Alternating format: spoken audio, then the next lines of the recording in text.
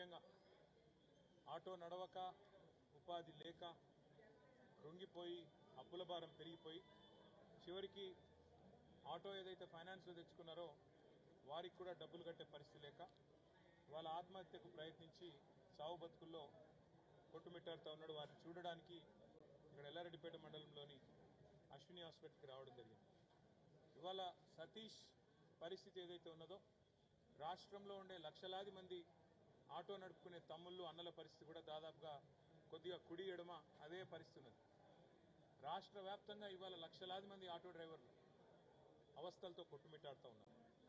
ఇప్పటికే ఈ కాంగ్రెస్ ప్రభుత్వం వచ్చిన తర్వాత 93 మంది ఆటో డ్రైవర్లు ఆత్మహత్య చేసుకున్న విషయాన్ని కూడా నేను ప్రభుత్వం దృష్టికి కూడా అసెంబ్లీలో కూడా తీసుకొచ్చినాను.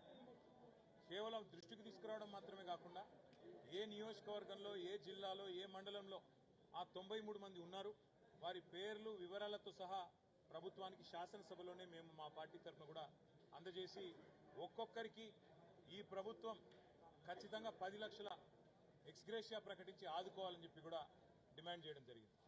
ఎందుకు అంటే ఇదే ప్రభుత్వం ఇదే కాంగ్రెస్ పార్టీ ఎలక్షన్లకు ముందు అరిచేతిలో వైకుంఠం చూపెట్టింది ఆటో నడుపుకునే అన్నదమ్ములకి.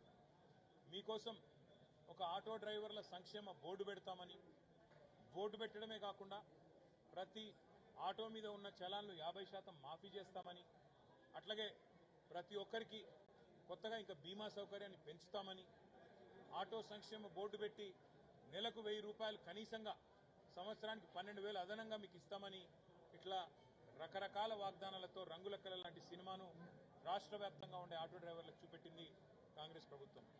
కానీ ఈరోజు వాస్తవ పరిస్థితి ఏంటి అంటే 93 మంది మరణించినా, శాసనసభలో నిలదీసినా, నష్టపరిహారం ఇవ్వాలని డిమాండ్ చేసినా దున్నపోతు మీద వానబడ్డట్టున్నది తప్ప కనీసం ఇప్పటిదాకా ఉలుకు లేదు, పలుకు లేదు, స్పందన లేదు. ఒక్క ఆటో డ్రైవర్ను కూడా ఈ ప్రభుత్వం ఇప్పటివరకు 2 ఏళ్లలో ఆదుకున్న పాపాన పోలేదు. ఆటో డ్రైవర్లకు సంక్షేమ బోర్డు అన్నారు, దాని ఊసు కూడా లేదు. నెలకు 1000 రూపాయలు, సంవత్సరానికి 12,000 అన్నారు. అది సరిపోదు, మాకు ఎక్కువ వేయాలని ఆటో డ్రైవర్లు కొట్లాడుతుంటే వారికి మరి ఇవాళ ఇప్పటి వరకు కూడా కనీసం న్యాయం చేయలేదు. మన తర్వాత తెలంగాణ రాష్ట్ర ప్రభుత్వం వచ్చిన తర్వాత, ఇక్కడ ఎన్నికలు జరిగిన తర్వాత దాదాపు 6 నెలలకు ఆంధ్రప్రదేశ్లో ఎన్నికలు జరిగి అక్కడ తెలుగుదేశం ప్రభుత్వం వచ్చింది.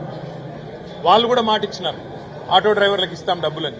మరి ఇవాళ మీరు చూస్తే చంద్రబాబు నాయుడు గారి ప్రభుత్వం అక్కడ 15,000 రూపాయలు చొప్పున ఆటో డ్రైవర్లకు ఇస్తున్నామని చెప్పి నిన్నగాక మొన్న దాదాపు 6-5 లక్షల దసరాకి 6-7 లక్షల మంది ఆటో డ్రైవర్లకు అక్కడ డబ్బులు ఇచ్చే పథకాన్ని ప్రారంభించినారు.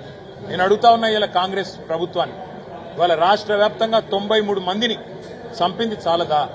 93 మందిని ఇవాళ బలి తీసుకున్నది చాలదా? మీరిచ్చిన హామీలు నెరవేర్చకుండా ఇంకా ఎన్ని రోజులు ఇదే రకమైన కాలక్షేపం చేస్తారు? ఇప్పటికైనా వెంటనే మేల్కొని ఆటో డ్రైవర్ల సంక్షేమ బోర్డు వెంటనే అనౌన్స్ చేయాలి. నెలకు 12,000, నెలకు 1000 రూపాయలు, మొత్తం సంవత్సరానికి 12,000 అన్నారు.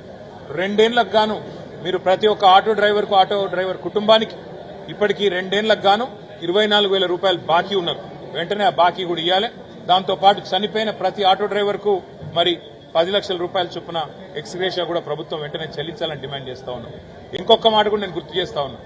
కేసీఆర్ గారి ప్రభుత్వం ఉన్నప్పుడు ఆనాడు రాష్ట్ర వ్యాప్తంగా ఉండే అసంఘటిత రంగంలో ఉండే డ్రైవర్లు, ఆటో నడుపుకునేటోళ్ళు కావచ్చు, ప్రైవేట్ బస్సులు నడుపుకునేటోళ్ళు కావచ్చు, లేదా ఇంకా ప్రైవేట్ టూర్స్ టాక్సీలలో ట్రావెల్స్ లో పనిచేసేటోళ్ళు దగ్గర 10 లక్షల మందికి 5 లక్షల ప్రమాద బీమా కల్పించింది కేసీఆర్ ప్రభుత్వం.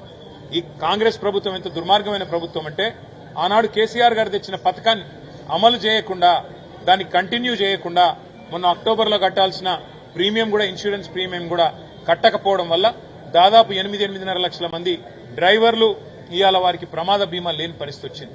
అందుకే కాంగ్రెస్ ప్రభుత్వాన్ని మేము డిమాండ్ చేస్తున్నాం.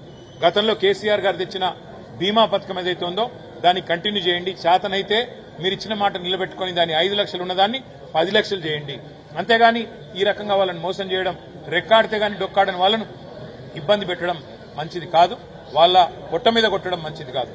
మీరు కావాలంటే మేము ఫ్రీ బస్ పథకాన్ని వ్యతిరేకిస్తలేం. ఫ్రీ బస్సుని ఇంకా పెంచండి.